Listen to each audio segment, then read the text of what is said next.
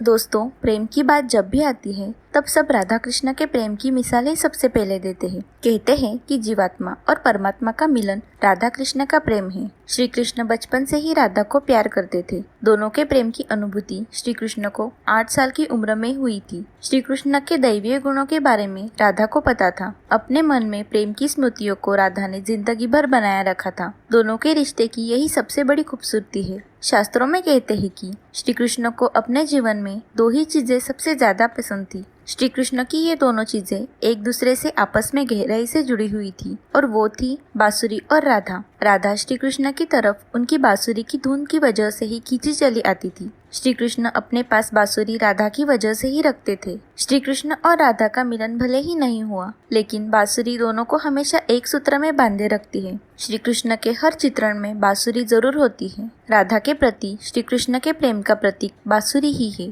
कई अलग अलग विवरण राधा से जुड़े हुए हैं, लेकिन एक ऐसी ही प्रचलित कहानी हम आपको बताने जा रहे हैं। वीडियो अंत तक जरूर देखना। और अगर आपने अभी तक हमारा चैनल सब्सक्राइब नहीं किया है तो अभी सब्सक्राइब करें, क्योंकि ऐसे इंटरेस्टिंग वीडियोस हम आपके लिए रोज लाते हैं। तो दोस्तों, एक प्रचलित कहानी ये है कि जब मामा कंस ने बलराम और श्री कृष्ण को आमंत्रित किया था, तब उस समय राधा पहली बार भगवान श्री कृष्ण से अलग हुई थी। ये खबर जब वृंदावन के वासियों ने सुनी तो वे बहुत दुखी हो गए। जब श्री कृष्ण मथुरा जा रहे थे, उससे पहले वो राधा से मिले। राधा को श्री कृष्ण के मन की हर गतिविधि पता थी। श्री कृष्ण ने राधा को अलविदा कहा और फिर दूर हो गए। राधा से श्री कृष्ण ने वादा किया था कि वे वापस आएंगे, लेकिन उनके पास श्री कृष्ण वापस नहीं आए। हालांकि रुक्मिणी से श्री कृष्ण की शादी भी हो गई। श्री कृष्ण को पाने के लिए रुक्मिणी ने कई तप किए थे। अपने भाई रुक्मी के खिलाफ जाकर रुक्मिणी ने श्री कृष्ण से शादी की। श्री कृष्ण से जिस तरह राधा प्रेम करती थी, उसी तरह से रुक्मिणी भी करती थी। श्री कृष्ण को रुक्मिणी ने एक प्रेम पत्र भेजा था, जिसमें लिखा था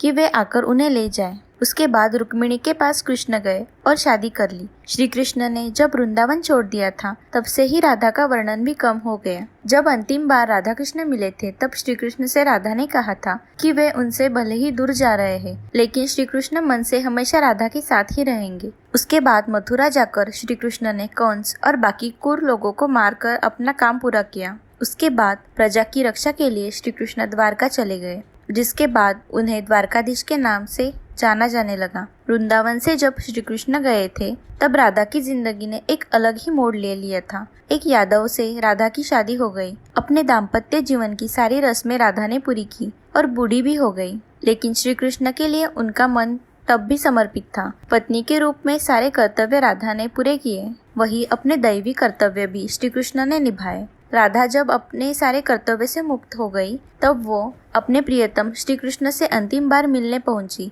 उन्हें श्री कृष्ण के रुक्मिणी और सत्यभामा से विवाह के बारे में द्वारका जाकर पता चला, लेकिन वो बिल्कुल भी निराश नहीं हुई।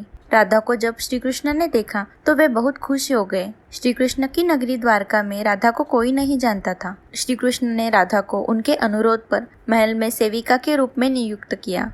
राधा महल में रहकर दिन भर सारे काम करती थी। जब राधा को मौका मिलता था तो वो श्री कृष्ण के दर्शन करती थी। श्री कृष्ण के साथ पहले जैसा आध्यात्मिक जुड़ाव राधा ने महसूस नहीं किया था। इसी वजह से उन्होंने महल से दूर जाने का फैसला कर लिया। ऐसा फैसला उन्होंने इसलिए किया था ताकि श्री कृष्ण के साथ गहरा आत्मीय संबंध वे दूर जाकर दोबारा स्थापित कर पाएंगी। वे कहाँ जा रही थी उन्हें भी नहीं पता था, लेकिन भगवान श्री कृष्ण जानते थे। जैसे जैसे समय बीतता गया, राधा अकेली और कमजोर हो गई। उस समय राधा को भगवान श्री कृष्ण की आवश्यकता हुई। भगवान श्री कृष्ण अंतिम समय में उनके सामने आए। श्री कृष्ण ने राधा से कहा कि वे उनसे कुछ मांग ले, लेकिन राधा ने उनसे इनकार कर दिया। दोबारा राधा से श्री कृष्ण ने अनुरोध किया तो उन्होंने कहा कि वे एक अंतिम बार उनके लिए बांसुरी बजा दे। तब राधा की अनुरोध पर बांसुरी लेकर श्री कृष्ण सुरीली धुन बजाने लगे। उन्होंने दिन रात तक बांसुरी बजाई, जब तक राधा आध्यात्मिक रूप से श्री कृष्ण में विलीन नहीं हो गई। अपने शरीर का राधा ने बांसुरी की धुन सुनते सुनते त्याग कर दिया। भगवान श्री कृष्ण जानते थे कि उनका प्रेम अमर है। इसके बाद भी राधा की मृत्यु को वह बर्दाश्त नहीं कर पाए। प्रेम के प्रतीकात्मक अंत के रूप में श्री कृष्ण ने अपनी बांसुरी तोड़ दी और झाड़ियों में फेंक दी। श्री कृष्ण ने इसके बाद से जीवन भर कभी बांसुरी नहीं बजाई।